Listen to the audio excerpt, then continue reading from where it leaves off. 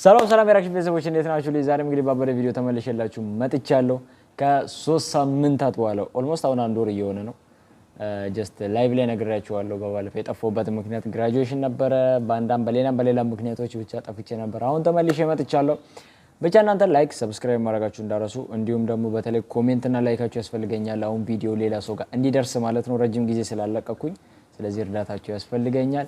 ዛሬ ይዤላችሁ የመጣሁት ሶልጆይ ባንዴራ የሚለው ሙዚቃ ነው። እሱን ከናንተ ጋር ፈታ ዘና እያልን ያለ ላይክ ሰብስክራይብ ማድረጋችሁ እንዳረሱ። ወደ ቪዲዮ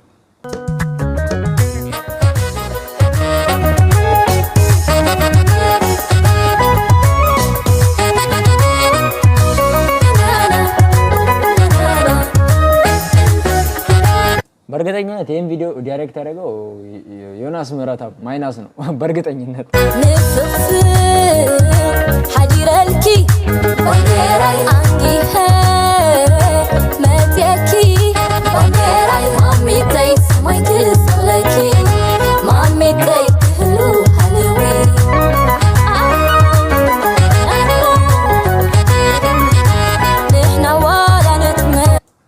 እንግዲህ ያከለሽ ልጅ ማለት ነው። ያ ምንድነው ሰሚራ ምናምን የሚል ሙዚቃ አለ ተከዘ በፊት ብቻ ከዮናስ ማይናስ ጋር የምትሰራው ነች። ደኔ ለግድንግዲ ያከለሽ ማሚታይ ህሉ ሃለዊ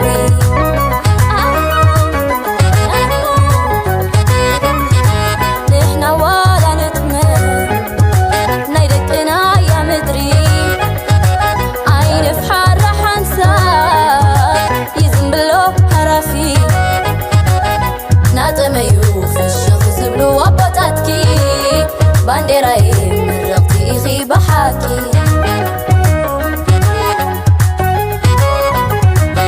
ሕብርታትኪ ምስ ዋናታትኪ ተሓዋዊሶም ሰሓቢት ኮንኪ ሕሪትናተይ ውድቲ ኢኺ ውድቲ አቤት ፎርማ ከጸብቀልኪ የማነ ጸጋም የሆነ የሱን የዳይሬክቲንግ ማለት ነው። ታውቁታላችሁ የሱን ቪዲዮዎች እንትና አይታችሁት ይለያል። የዮናስ ማይናስ ማለት ነው። ማለት በቃ ዳይሬክቲንግ ይችላል። በልቶታል። እናንተ በልኪ ከሪትናተይ ውድቲ ኢኺ ውድቲ ሁሉ እንዲኺ ተቃሊፍኪ ዮም ማሚተይ ሃረዳስ ወስናተይዳ አናተይ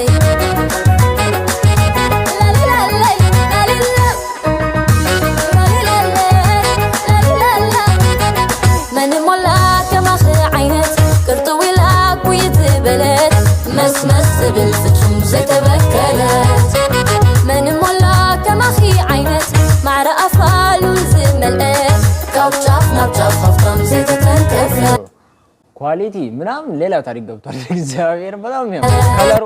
ከለሩ ነው ልጅ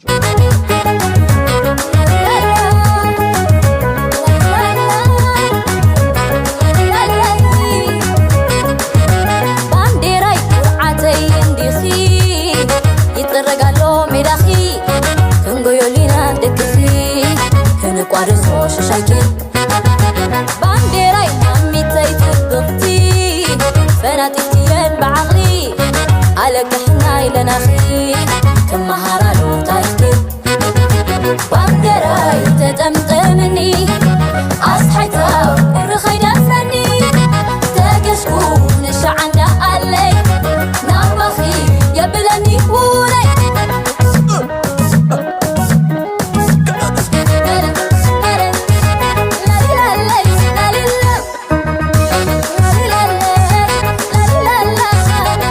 መንሞላ ከማኽ ዓይነት ቅርጥዊላ ኩይት በለት መስመስ ብል ፍጹም ቦታ የት አካባቢ የተቀረጸ ተበከለት መንሞላ ከማኺ ዓይነት ማዕረ ኣፋሉ ዝመልአ ካብ ጫፍ ናብ ጫፍ ሃብታም ዘይተተንከፈት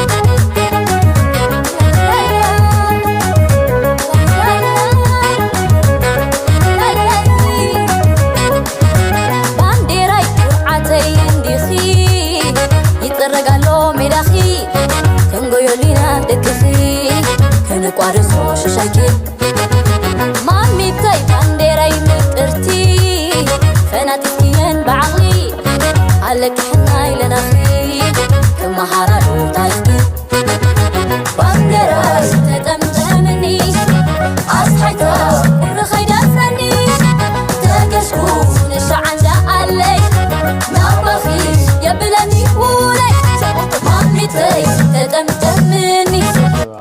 ታሪክ ነው። ዳይሬክቲንግ ክሊፕ ምናምን ተው ለከና ይለናኺ ከመሃራሉ ታይክ ባንደራስ ተጠምጠምኒ አስሐይታ ርኸይዳ ፍረኒ ተገስኩ ነሻዓንዳ አለይ ናባኺ የብለኒ ውለይ ማሚተይ ተጠምጠምኒ አስሐይታ ርኸይዳ ፍረኒ ተገስኩ ነሻዓንዳ አለይ ናባኺ የብለኒ ውለይ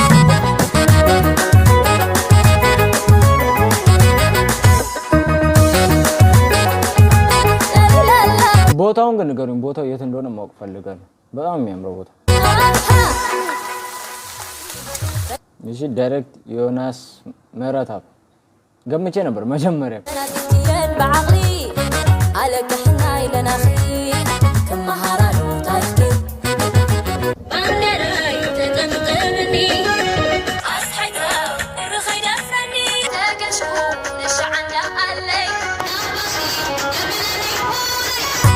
مامتي تتمتمني أصحيتا ورخيدا فراني تاقشكو نشعنا علي نوبخي يا بلدي وانقراي تتمتمني أصحيتا ورخيدا فراني تاقشكو نشعنا علي نوبخي يا بلدي ዮ ጋይስ የዛሬ ቪዲዮአችን ይሄን ይመስል ነበር። አው ፈታ ዘና እንዳላችሁበት ከኔ እኩል ላይክ ሰብስክራይብ ማድረጋችሁን እንዳትረሱ። እንዲሁም እንዳልኳችሁ ቅድም በቃ ሼር አድርጉት።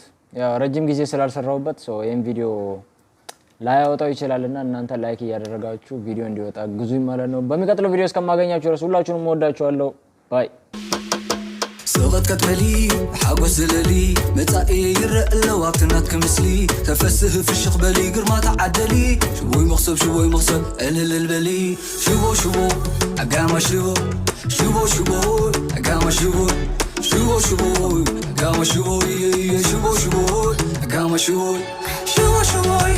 اقاما شبو اقاما شبو سوغت كتبلي حاجوز زللي متاعي يرق اللوابتنات كمثلي تفسه في الشيخ بلي قرما تعدلي شوي مغصب قلل البلي شبو اقاما شبو اقاما شبو اقاما شبو اقاما شبو